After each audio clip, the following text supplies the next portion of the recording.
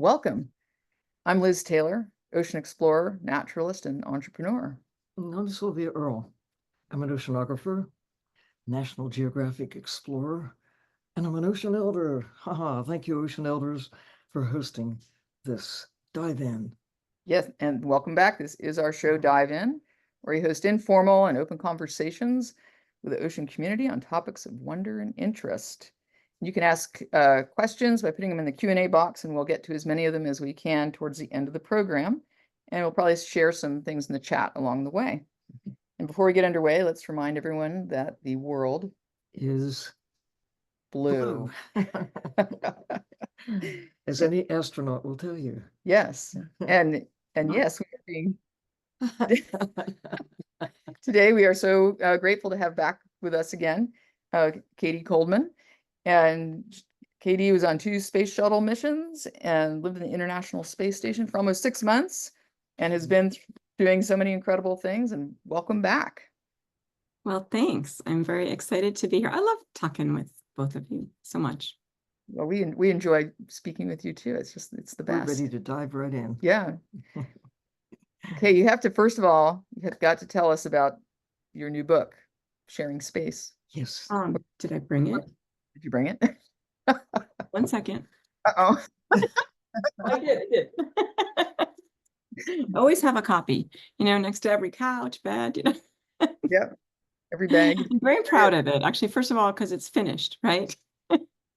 And everyone in my family is really glad that it's done. I know that feeling.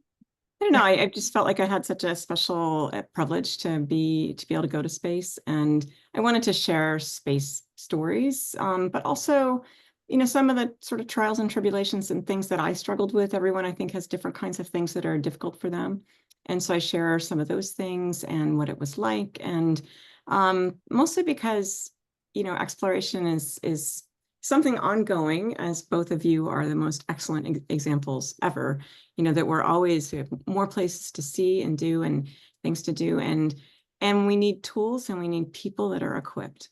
And so we need people's imaginations. And I still think that road is a little harder than it should be. It's actually disappointingly, not easy to be somebody who is just not, sort of the person you expected 40 years ago to show up to work.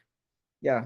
And so, so I think that's harder than it should be. And I just wanted to sort of contribute my stories in the hopes that maybe when people read them, if they themselves feel unexpected when they show up someplace, when they really know that or hope that they have something to contribute, that would be something I'd be proud of.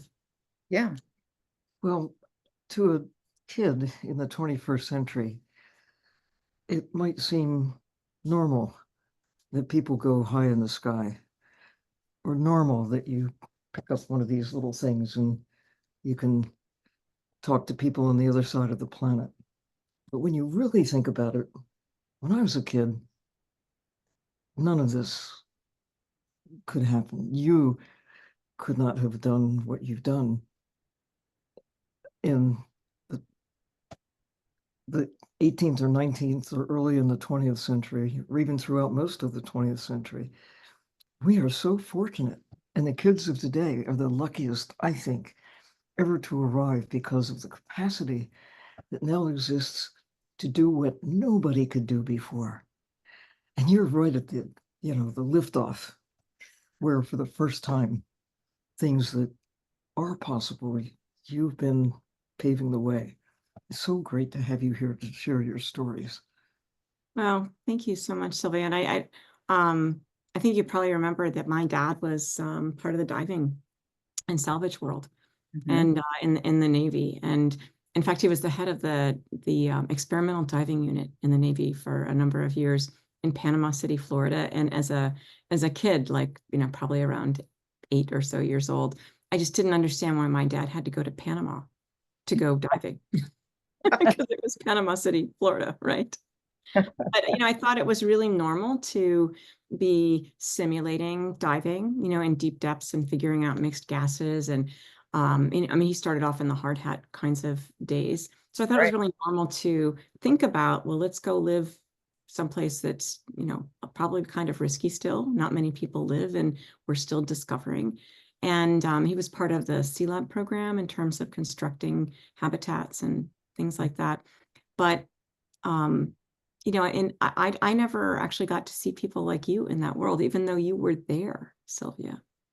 And I think that to me, that's really interesting. And I didn't actually discover you till later. And I'm like, Dad, you know, how come I couldn't meet her? You know, I mean, I met Uncle Squirrely, Goliath, Black Bart, you know, Yeah, all those I want to characters. meet Sylvia.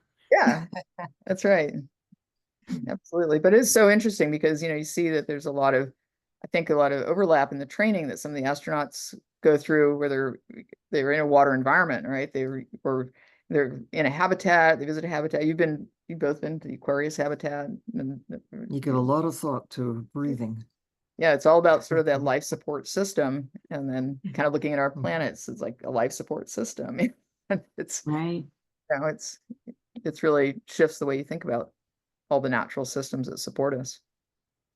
Well, and I have to say, you know, you guys are better. And so part of the reason I like your show is it helps me think about the world in a different perspective than even being, you know, having the privilege of living underwater and doing some NASA type experiments in the Aquarius habitat.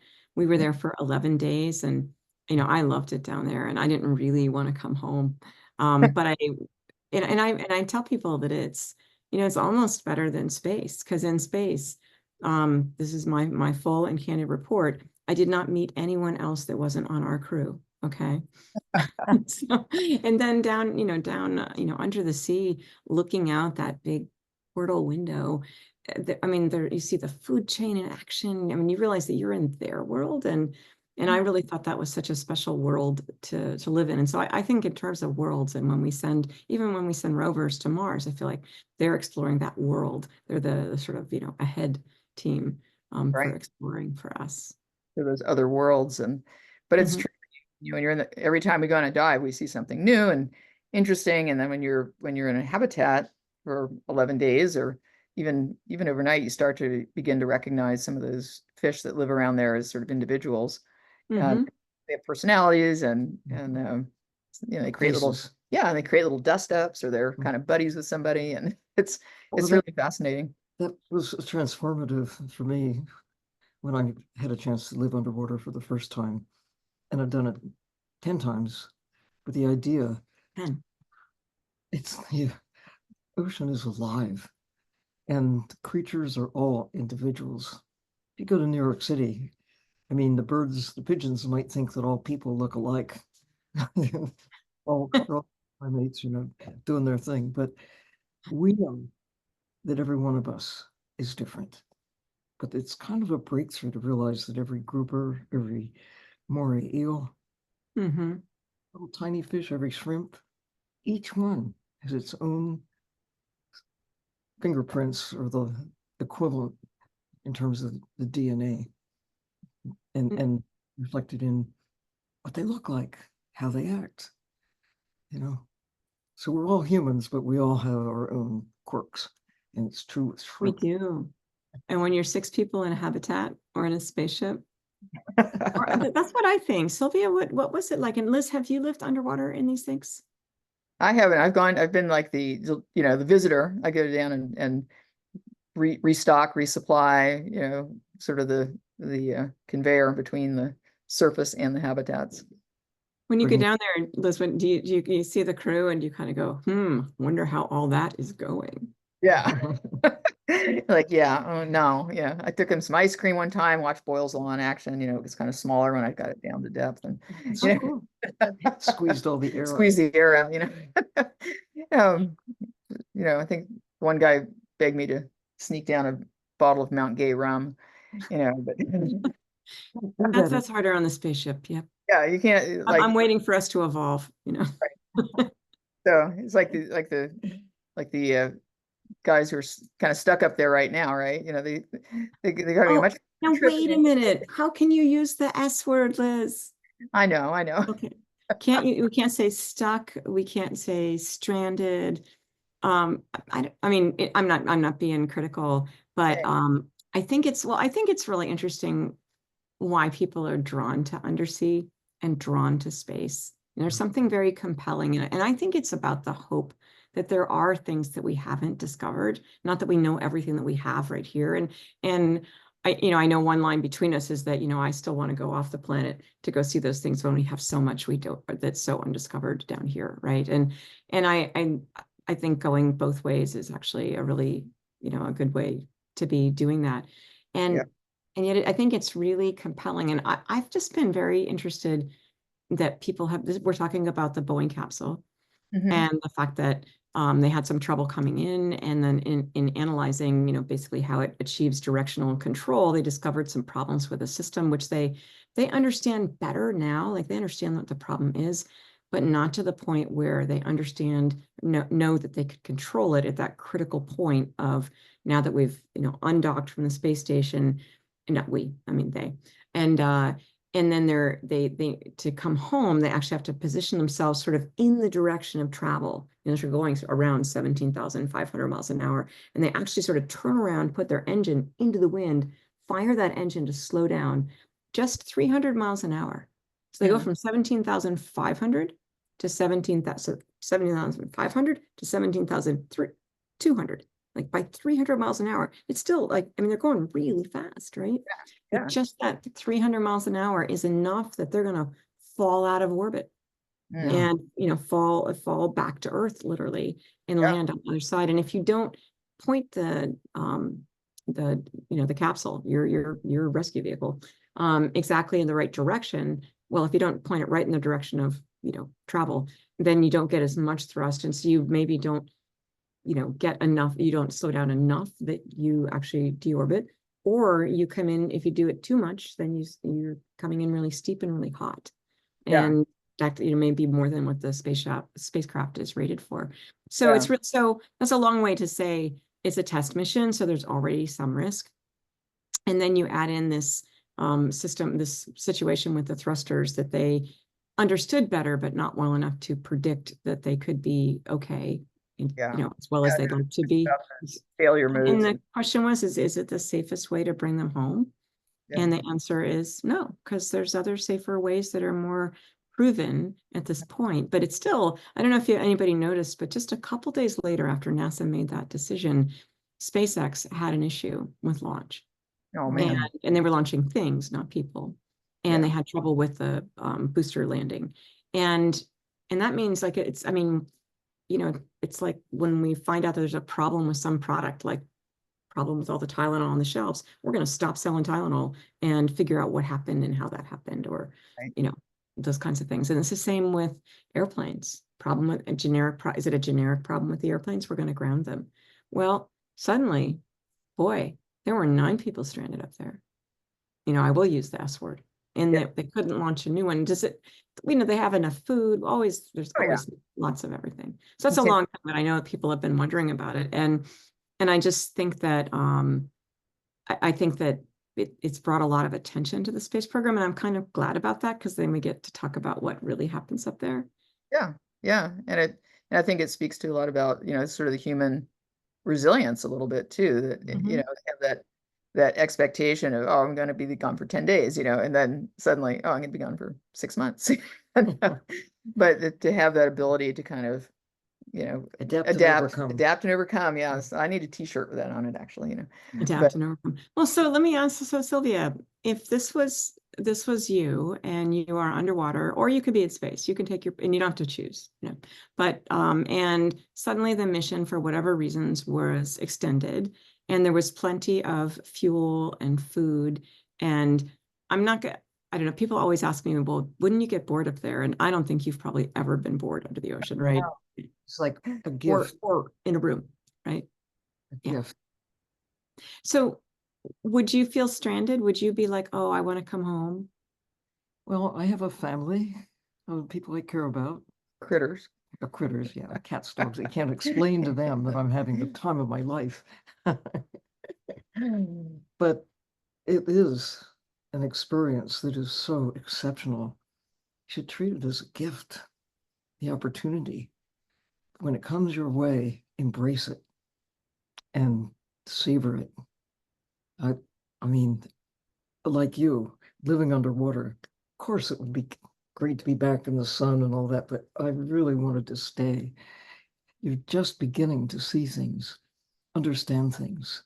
And I suspect it's similar when you're in a place where you have that extraordinary view and opportunity to reflect on who are you? Where did we come from? Where could we be going? I mean, it's an opportunity that is given to very few. So, I mean, you can, it just depends on the person, I suppose, whether you Yeah. think of it as a gift or as a hardship. Yeah. And I don't mean to belittle the reaction of families or that it's hard on your family or commitments that you might have had, you know, that it's hard on people, you know, everybody, I think. Yeah. But it's interesting, you know, kind of thinking about like we know the sorts of things we might observe underwater and that kind of thing, but thinking about, you know, just some of the really cool weather systems that could be observed, or maybe a volcano goes off, or there's some really cool never things know you could what's gonna bear. You happen. don't know what's going to happen. You could bear witness to some very interesting activities, and be those kind of firsthand reporters. And getting to have more people doing the observing. I mean, I remember, you know, there would be marine biologist people that I would meet, and I would tell them that I was either going to be going underwater on Aquarius or had been. And they would just get this look on their face like, oh, I'll bet she doesn't even understand what it means not to have to just go diving down for 2 hours and then up and then a surface interval and back down, to be able to spend, you know, literally as long as you want, you know, staying under the water and working all day long, not just having to put up with the sort of logistics of trying Yeah. to have discover time. Yeah, that gift of time is so valuable, and it's frustrating. You only have like the one Aquarius habitat left, and but you know, we really are doing some great things. Change. There's some, Yeah, there's a few things plinking around out Mhm. there trying to Yep. change that, but also just having when we go down in the submersibles, we get that real gift of time, Mhm. for that inner space suit, and but just even being to spend, you know, 6 to 8 hours at a time, Mhm. kind of cruising around, and we're diving in pairs and things of that nature. Um, Are you going to share you got some with slides you? for us too, don't you? I do. So like I say, well, I'll ask you a question while I grab this, while I figure out where I want to be in the slides. Which was that, you know, in doing, to me, it's interesting to have more people involved in exploration. I mean, my stepson is a landscape architect guy, and we have small planes, but when he was growing up, it just wasn't kind of his thing. But now that he's older, we were like, hey, we're gonna fly to Vermont. You want to go? And he's like, yeah. And we've made this flight from where we are in Western Massachusetts up to Burlington. You know, we've made that flight many times. And in that sort of short half hour, I saw Vermont from a completely different standpoint through his eyes. And Yes. does that happen when you bring different kinds of scientists down there? Katie, that's inherent in what I hope you'll come and visit Liz and DOER to see the new generation of HONU subs. These are Oh, clear I would love to. Yes. that are designed to do exactly what you're talking about, to take kids, CEOs, fishermen, scientists, of course. Got to have some Musicians, nerdy scientists. astronauts. But astronauts, yes. I like it. Yeah. But to open the access to the sea in ways that will transform the way people generally think about Mm-hmm. about our home, our place in the universe. I mean, Earth is a miracle, and look out there. Where else is there that has everything that we have here, including our history? I mean, our biological history, not just our human history and culture and all of that. I mean, our deep history in our DNA, our shared DNA across the whole spectrum of life. It's here. And being able to just reflect on that and to value taking care of the place where most of life on Earth actually exists, which is the ocean, and to be at the front line of discoveries about this planet. That's where we are right now. we're just literally scratching the surface. And I agree. And I mean, as we've gotten better at building vehicles and Yes. I don't know, it's almost like when you get a new microscope, a new kind of microscope, and suddenly you can see things you could never see and Yeah. then measure them. And I think of that with, I mean, so many of these fronts that we'd like to explore, and they're just plain old hard to get to. They take, fuel, and they're risky because we're still figuring out how to get there and get there safely. And it seems like ocean and space really share that. Yeah, it's only the round trips that count, so. Well, some people have asked us to bring, they used to have a program where it was about bringing experiments in the back of the payload bay, and they called them getaway specials. And people used to inquire about whether their teenagers could be on those flights. And then when they found out they were round trip, they were like, oh, no, okay. I'm just teasing, of course. Yeah. I was just going to share, we were talking about Aquarius, and I realized that we didn't show any pictures really. Yeah. And this is Aquarius here, and I mean, it's it's not the best of pictures, but you can see that window on the left, that sort of portal, and that's actually like pretty huge like that. Yeah. And that's where the kitchen table was, and our bunks, and then over on the on the right hand side, right near that's actually like a little we called it the gazebo. Did you call it the gazebo? I usually call it like the Sylvia? telephone, What's that? I call it like the telephone booth. You could just kind of pop up in there. It's true. So there's actually, air coming out of the ceiling of the sort of little white structure. We're about to get a visit from a giant cat here. And so when you stand up there, you're actually, the water is only up to your waist because you are inside, that you're sort of in there. And that's a structure where in out in the ocean, they have these for refilling your tanks. But this one is used specifically for when you have to go out and go to the bathroom. And of course, it's a very safety-oriented place. And I don't know if it's like this when you were there, Sylvia. I'm sure it is, but sometimes NASA has stricter rules. But basically, they always want to know when somebody's going to go outside. I mean, and they have someone up top watching the door. And so you say, hey, I'm going out to the gazebo. And everybody knows what you're going to do out there, right?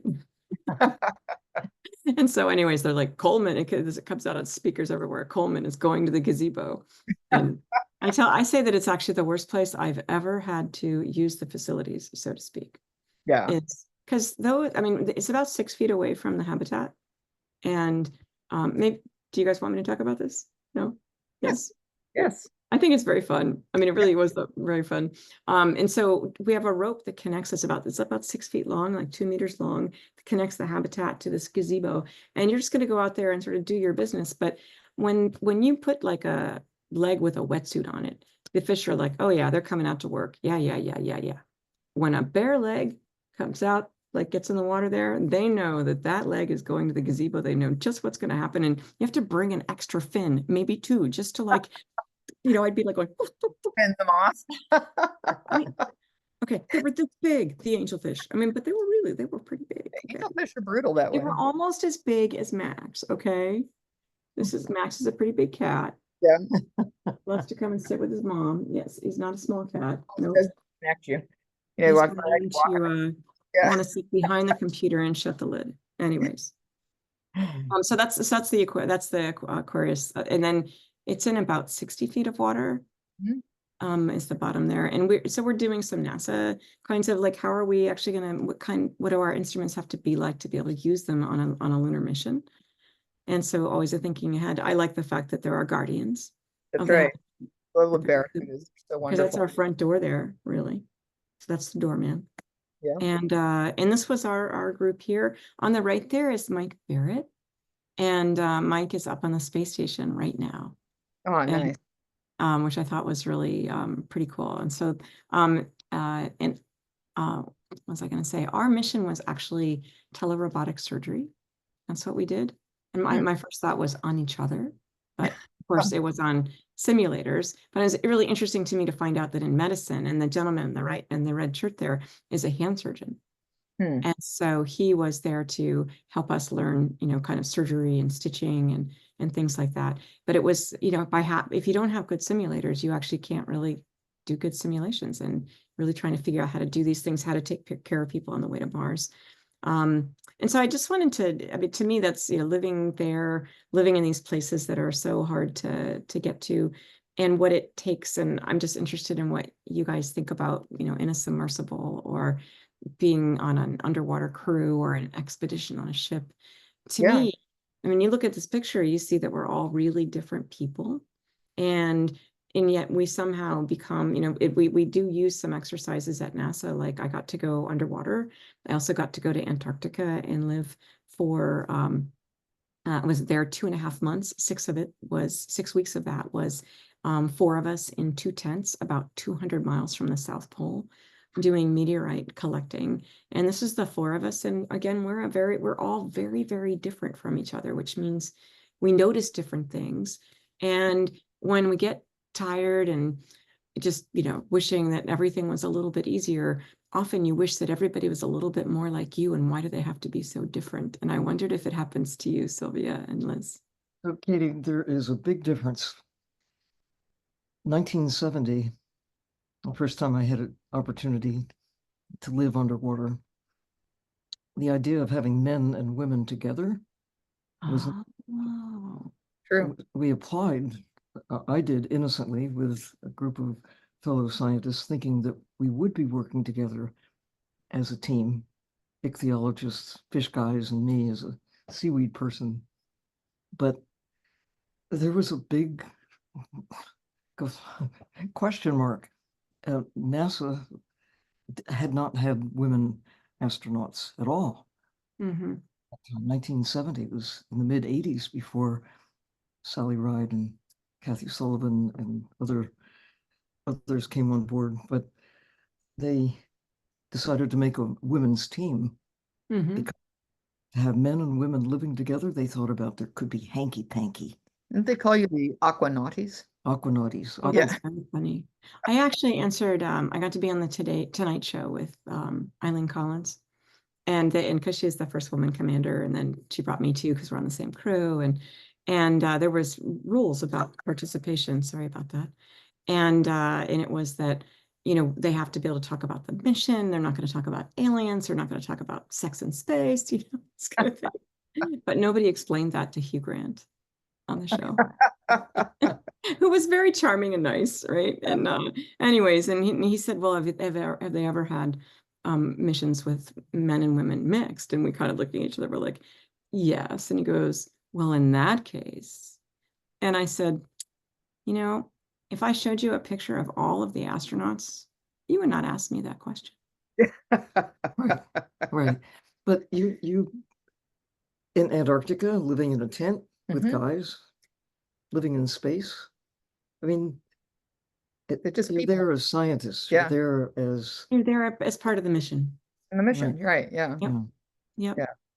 And So, and I think it's nice that you're human. I think we liked on our crew, we kind of liked that we were all different, and I was different than some. I mean, we all had our, I think it was made for a nice difference. But there's no question that it's about I think the mission actually helps us sort of, focus on what's really important. Yeah. And what have you got? exactly. What skill do you have? What Mm-hmm. knowledge do you have? What capability do you have? but it's that's one of the sort of the topics that we often find ourselves at, whether you're at a lecture and people are like, what can I do? They're kind of concerned, increasingly so, about our situation here on our blue planet. And they, what can I do? What could I possibly do? I'm an accountant, I'm a cashier, I'm a mechanic, A scientist. I'm a kid, but everybody can do something. Yeah. What have you got? What have you got? It's just, it really speaks to that ability for people to kind of, I don't know, self-reflect a little bit and figure out their place and how they can be, how they can contribute to the overall resilience of their community or to the planet.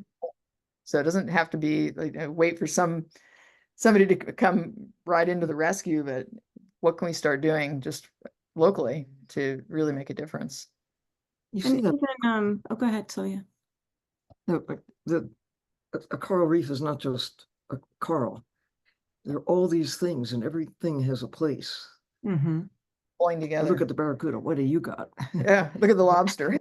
What's the place? How do you make this thing work? Yeah. Exactly. I was going to say that one of my favorite kinds of audiences to speak to, I mean, starting back, when I was doing speaking for NASA, I worked in the Chief Technologist's office, and I ended up going to a lot of sort of sustainability kinds of things because NASA was quite interested in that. And there'll be a meeting where a bunch of people who all care about many of the same things, but bring different skill sets and don't know each other, come together, and they've got like 1 day or 2 days or 3 days to actually get something done that then can keep carrying over, after they leave there, right? And I feel like it's almost like an emergency situation, because the fact that all these people could come together and leave not having found out that the thing that they exactly need is something that somebody does on the other side of the room and they just haven't met yet. And the kind of talk that I like to give is about literally giving them permission to get to know each other. Yeah. And I talk about it as being brave and being open, where you have to be brave enough if you're at a table or, standing around, at happy hour time or dinner, or picking your seat when you don't know other people, and it seems like people know each other. You just have to be brave enough to sit down and say, hi, I'm Cady, I do this, or I'm Cady and I'm not sure what we need here, but it's, I'd like to find out if I can help, kind of thing. So it's about being brave and then being open when other people do that to you and show themselves to you, or you look around. And I think it takes some time, and you also have to not be nervous and worried about how you're doing, or whether, you're getting, whether just not worrying about yourself so much, but you have make a little space in your head for your crewmates that you don't know yet. It's not as easy for them to speak up and say who they are, or the people who have questions, but don't, ask them, until sort of towards the end. And sometimes you should just be patient and let them do that. But sometimes they're just waiting for someone to look like they're going to hear them. And so I like that. I like that kind of speech, because I feel like you never know what the ripple effect will be from that meeting, of people that were like, hey, she told us we should do this, so we're going to do it. And, that sort of thing. They may not all accomplish it the same way, but they're still, working on it, which is great. Exactly. So, 6 months in space. So I'll ask the kid question. Cady, what was it like? What did you do? I loved it up there, and I think about Sunny and Butch up there, and I'll just put in a little Boeing explanation again here. I mean, not the same thing we were talking about, but these are missions, and Sylvia, you and Liz, and the missions that you are inspiring, they're just really, they're more important than whether you wish each other was different or not, right? And for Sunny and Butch, they were assigned as a crew to the Boeing ship to shepherd that. And they were actually in a sort of line of folks that shepherded it, but they've been doing that for a couple of years now. And they've been giving up going to space until the Boeing ship was ready. And then they're going to go and have what was projected to be an 8-day mission. And I think success was at least 8 days, right? And I mean, to do all that training and only get to go up there for 8 days. I remember on my second mission, so I went on the longest shuttle mission we'd had to date back in 1995, a lab mission to figure out how to do experiments up there. And my second mission was the Chandra X-ray Observatory, and it was a 5-day mission, actually really almost 4. Wow. And I mean, we barely got out of our spacesuits and it was time to come home. All those things you might take pictures with, I brought my duct tape and, this and that. They're all taken in our spacesuits because there was just no time, right? And anyway, so for Sunny and Butch to get to spend longer and not have to go back to the ground, train, review, all those kinds of things for probably a year or 2 or 3, and then go up, is so fortunate, I think. And in this case, those folks are so qualified. They have been up on the station before, and they're really good at things. If people want to Google Sunny space station tour and Sunny, SUNI, you will see Sunny on her last mission leading people around the space station, and it's just a joy to behold. But it really expresses, you were asking, what's it like? I'm not the most coordinated person down here, and I think it's why I like underwater as well. I mean, I think the closest that I get to feeling that feeling of like just flying that you get to do up there, where you give yourself a push with, I mean, you can take a hair from your head And if you gently take it and push it against like a railing, you will actually push yourself across the space station.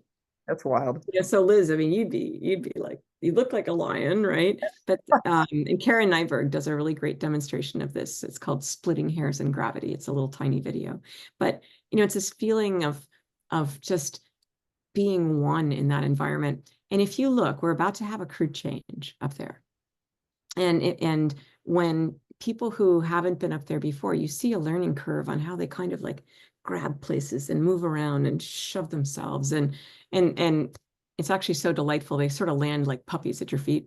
They don't really land, they sort of like end up like sort of like this little gaggle. And in the meantime, the experienced people are catching all the things that they're knocking off the walls and velcroing them back and tucking them in and trying not to lose things. But then once people have been up there for like a month, you see that they're really, I say, like fish. They just feel at home in that environment. And when you look at being up there for a couple months, you can really see it. So I think they are actually experienced people going. Actually, I think one of the people on Crew 9 has not been to space before, the Russian guy. I don't think has been. Yeah. And so I think it'll be pretty interesting to watch somebody just become one with their environment.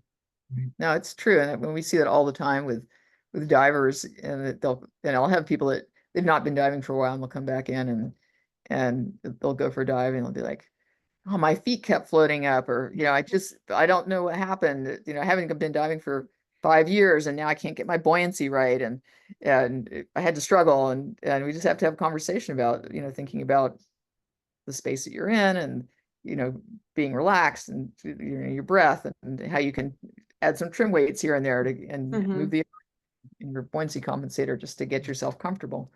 And then they go out and come back, and they really do accomplish a lot in becoming more, I don't know, kind of comfortable in that environment.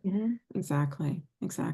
Which actually makes me think about equipment. And I know it was challenging for me sometimes. Actually, for Nemo is my favorite. It's not my favorite example, but it was a very eye-opening example for me, where we trained in these face masks that went up to here, right? And a bigger helmet. And one thing you have to do is then clear your mask. It's a basic diving skill, right? So you clear your mask, and then my mask would fill up with water again. And so basically I got instructed and I'm actually, I like different points of view, and if something's not working, I just want somebody else to give me a different explanation. I'm up for that.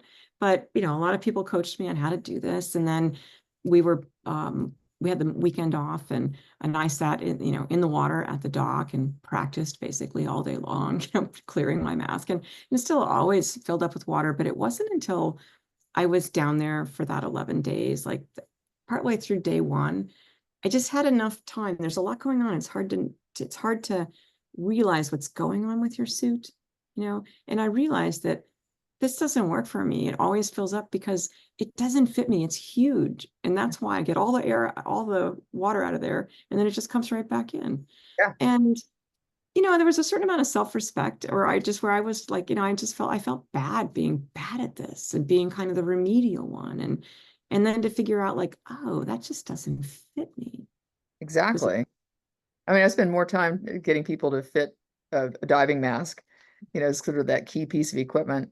It is the most important. The most important thing. We'll talk about like the shape of their face, and the getting the seal right. And then the guys that have like the giant mustache, right? And they're like, how am I going to get a seal? And I'm like, wow, I have one of those. Okay, I'm married to one of those. Actually, now I have 3.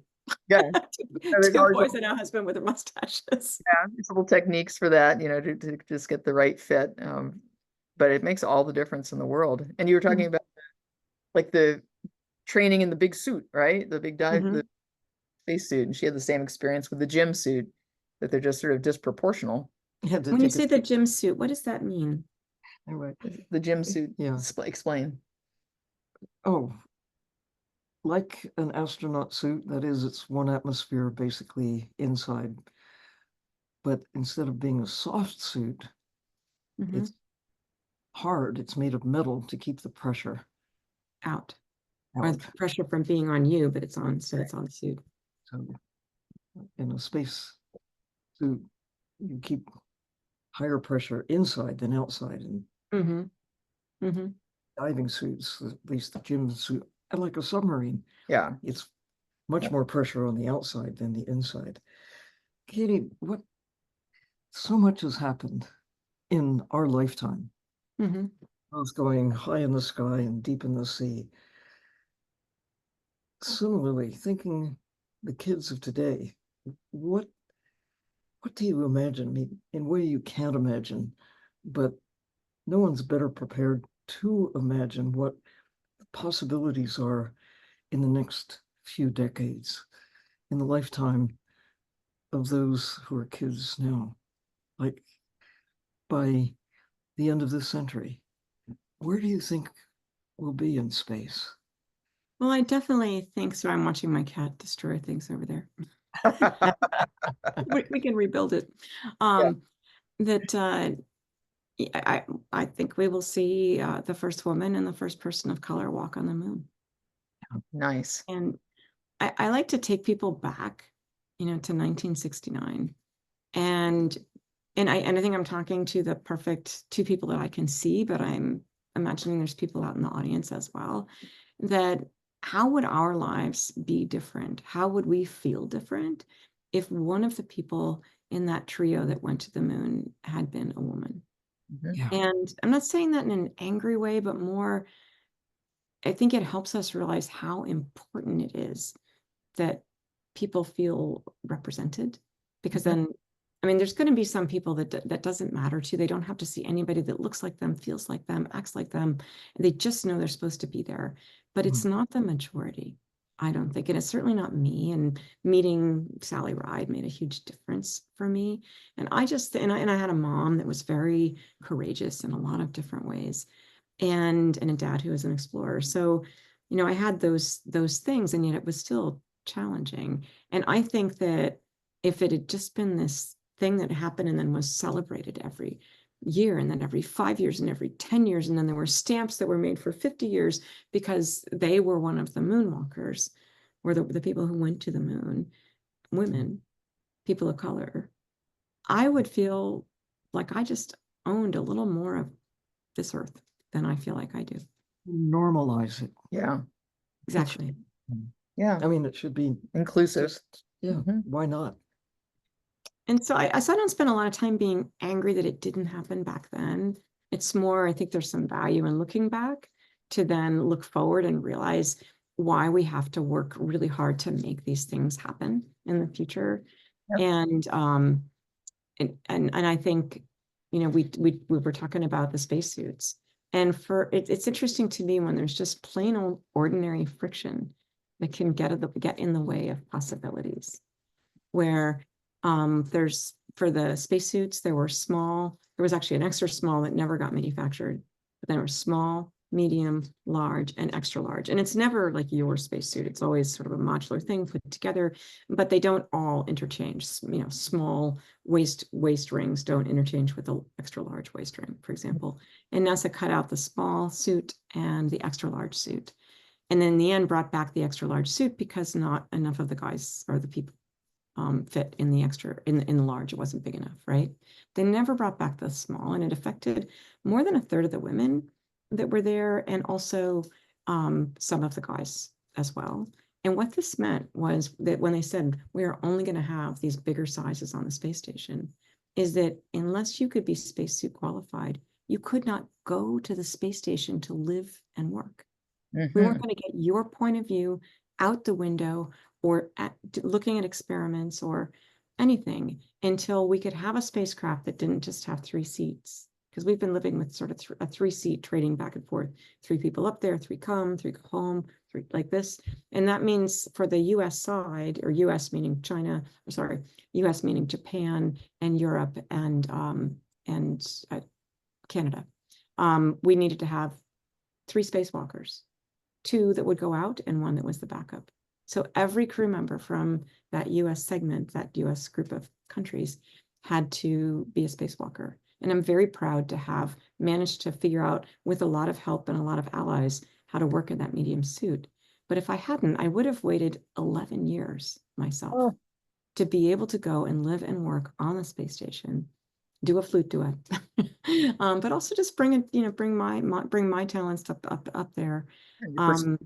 And we're just now seeing some of the people, where now that we have a spacecraft that fits 4 people, you can have 2 spacewalkers, a backup, and someone whose expertise is more in robotics or science or whatever. And so that opens us up for this possibility. So I know it's a long explanation, but it's ordinary friction that could actually keep us from changing the world. It's And true. so if your expertise is in how can we do something really hard, but do it in a way that makes it more possible. I mean, changing spacesuits is hard. They're your spaceship in the shape of a human. Yeah, absolutely. And Well, so inherent, again, in the little submersibles that Liz and Ian, her husband and partner and pal and whatever, the team, in a good way. making accessible, democratizing access to the sea. So tall, short, what color are you? How old are you? How many arms or legs you have? It's there for you to experience. Yeah, it's really a What huge everyone goal. should know, it's your own planet. Here's what the ocean that makes our existence possible. Here's what it's like. And well, we need both perspectives from high in the sky to see this is it. This is all there is. Yeah, and it really is kind of getting both of those perspectives broadly disseminated, and Right, have and people experience. and experienced. Yeah. Yeah. I mean, even people that some days to fly here or there, you get onto the airplane and the first thing somebody does, they put down the window shade, and I'm like, what are you doing? I know. Out the window. That's one effect that my space mission had was, I got to look out the window. We actually don't get to look out the window all the time because we're really busy, right? But I did have that view for a long time. And with my boys, that means that if one of us is going to sit in the middle seat, it's me because I've had my window time. Right. But I actually loved, when I first got back from the station, I didn't really I almost didn't want to look out the window because I really wished I wished to stay longer. And it was sort of like if I can't be there, I don't even want to look out and see that perspective. But I love looking out that window from an airplane and seeing in a different way and from space. I mean, especially like with the oceans in different light, like the sun glint, you can see fuel, you can see boat wakes or ship wakes, sorry. And I mean, just different things you can see, but even that you can see that there's dust that's coming from like one continent and going all the way around the world, or when a volcano erupts and you're seeing that in the sunsets for months. It's just really interesting to see that bigger view and know that there's people down, from here who are running experiments and taking imaging to really measure those things. All right. I'm going to jump over to questions now. Oh, I'm sorry. Whoops. Dive in. Yeah, leap in. So, first one says, what advice do you have for girls in particular to be brave, like you talked about? I often feel girls are more reluctant or less likely than boys to sign up for missions or challenges or promote themselves. What can we do to encourage girls to believe in themselves and to take leadership positions, especially in STEM fields?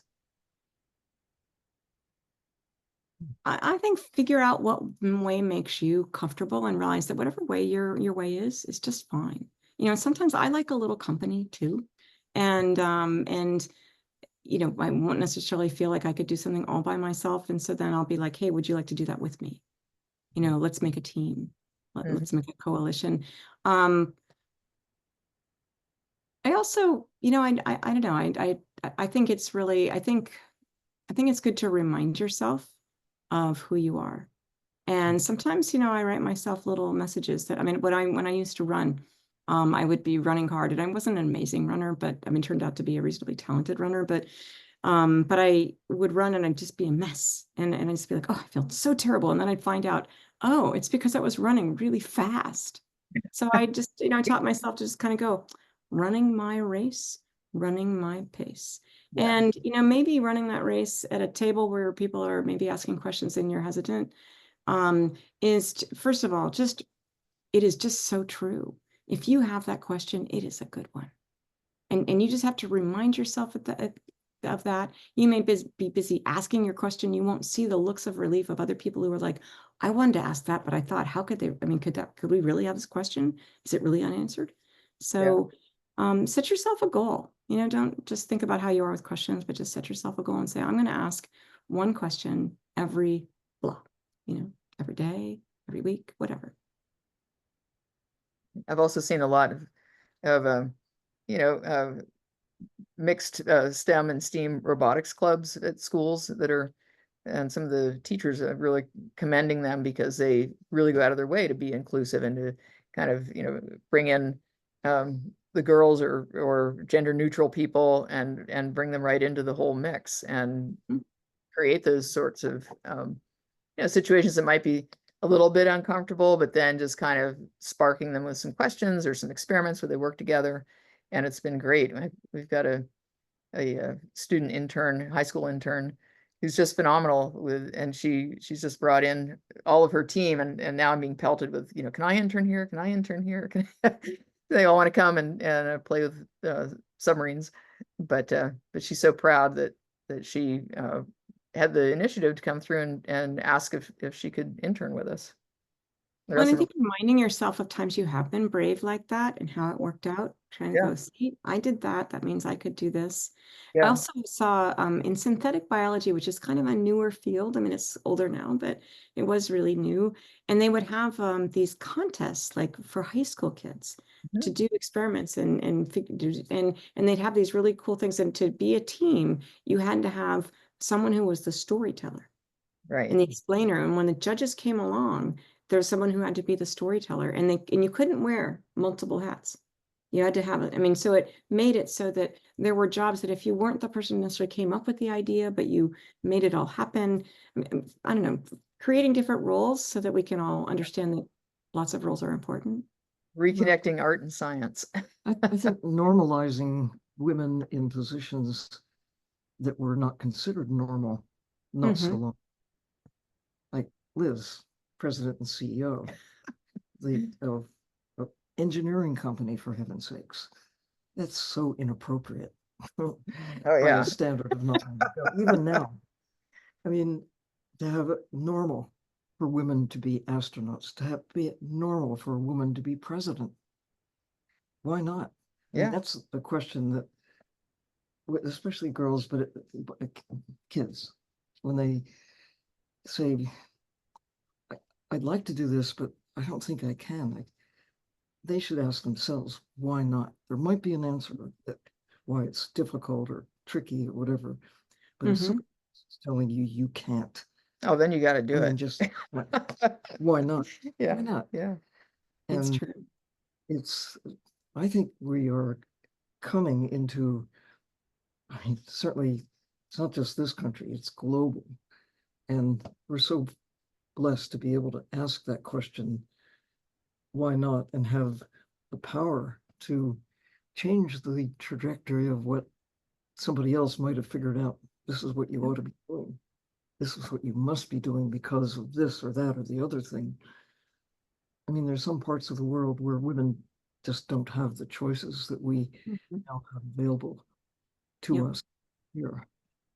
But somehow the communication, the expectations, the dreams that have a chance of becoming true in the 21st century that probably had no chance back in not so long ago. Yeah. I mean, that's why I tell kids, no matter who you are, you're a 21st century human being. You're so lucky to know what is now known that nobody could know before. We're just getting started. The best is really out there, and you're a part of it. This greatest era of exploration, discovery, and finding our place in the universe. Yeah. I agree. Yeah. And we have some pretty great leaders. I think I might be looking at two of them. You.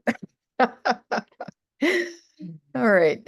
Let's see here. How do you recharge and take care of yourself while you're still doing such amazing things? As a mother of a young child, I often am frustrated that I'm not doing enough in my field. To me, that sounds like you have high goals, meaning that you have I mean, and I think that's really, I don't mean they're too high, but it's that you're always wanting to get more and more done. And I know we talk about balancing, and I think you can only do the best you can do. And I know that I always, would wish to be doing more with my family, more for my family, more at work.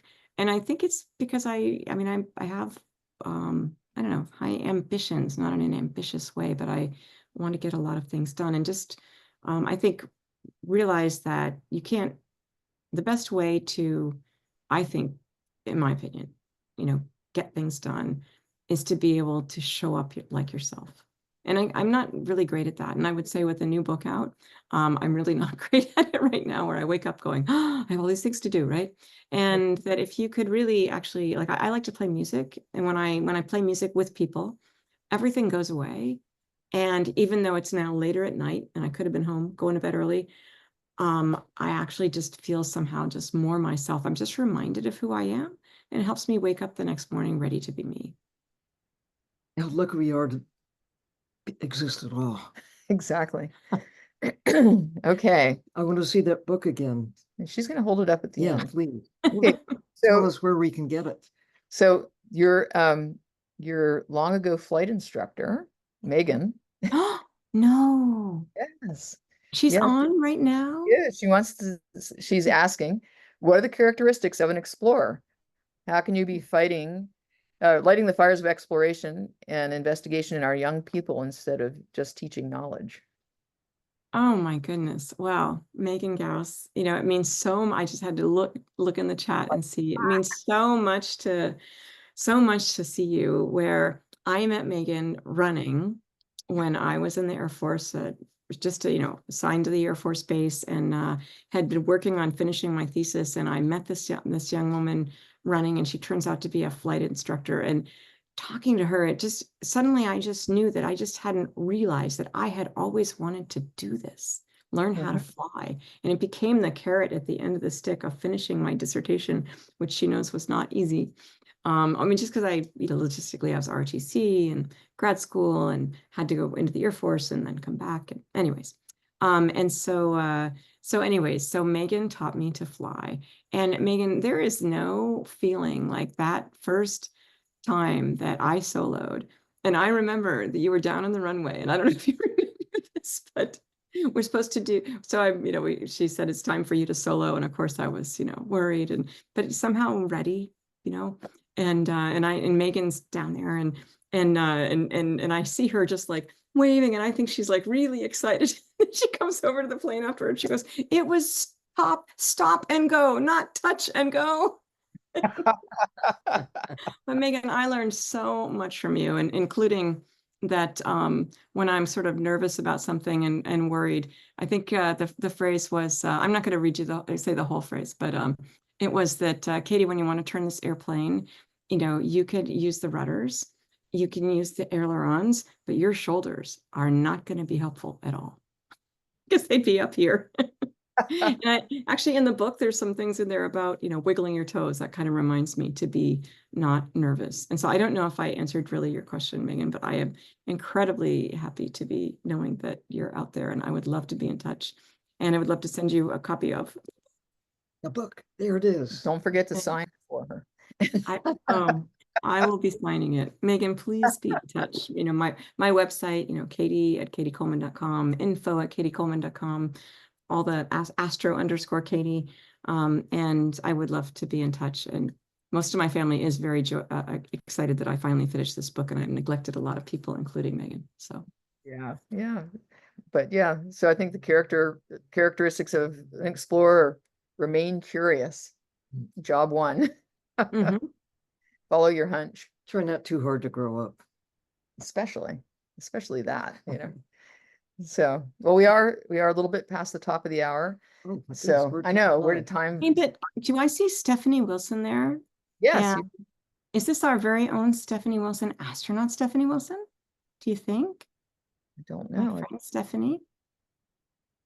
Let's see. But in any case, I'm going to answer this one. Okay. Okay. Do you ever feel like you disagree or have views that you may not see eye to eye on when you're comparing? And being that you all explore in different ways. And I think this is for us, and I know we're past the top of the hour. And Mike and McNulty wrote too. No, I'm not scheduled for any missions that I know, but anybody who wants to assign me, call me up.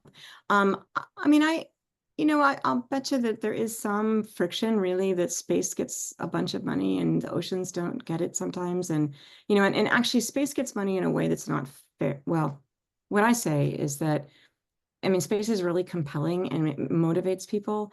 And if such and such needs invented, whether it's a smaller computer or a certain kind of food, so we can last, when we go to Mars, it's not fair that people are like, oh, I'll do that for space, but they're not motivated other times. But you know what? I'll take it. If it moves the needle, it gets more people excited, and ultimately we all leap ahead. And I'd like to think that the oceans and the space leap ahead together, but maybe we have to talk more about it. I would agree with that. We need a little bit more sharing of information, sharing of resources, and cooperation. Exactly. So, yeah. Well, that being said, we just want to say thank you so much for diving in with us. Hold up the book again. Hello. I just want to say thank you so much. Some neat folks that wrote about it and liked it. Yeah. And I did not pay them. But some neat exploration folks wrote about it. Yeah, and thank you everyone and the diving community for showing up and diving in with us. Water connects us all. We're so grateful to everyone. We'll be back hopefully later this month as her travel schedule allows. And until then, take care of the ocean and space. As if your life depends on it, because it does. It does. See you next time. Exploring oceans in space. They're going to know who to call, ladies. Let's go. Bye for now. Bye.